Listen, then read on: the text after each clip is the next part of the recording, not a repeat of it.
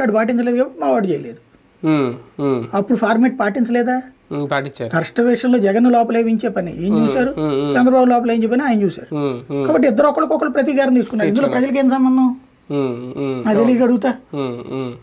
కానీ జగన్ అరెస్ట్ చేస్తే నిజం, చంద్రబాబుని అరెస్ట్ చేస్తే అబద్ధం.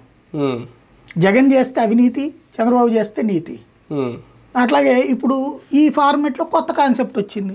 ఇప్పుడు ఈ సిస్టమ్ వచ్చిన తర్వాత అంటే మనకి ఇదివరకు ఏంటంటే నాబోటోళ్ళమో లేకపోతే మన పత్రికల్లో రాసేటప్పుడు ఆ డెమోక్రటికల్ స్పిరిట్ గురించి స్టోరీ రాసేవాళ్ళు, ఇది దుర్సాంప్రదాయం ఇది అనేది.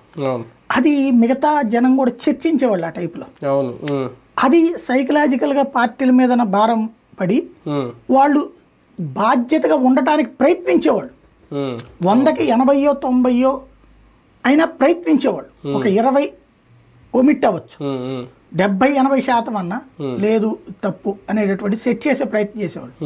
ఇప్పుడు సీన్ మారిపోయింది, కంప్లీట్ గా రివర్స్ లో నడుస్తుంది.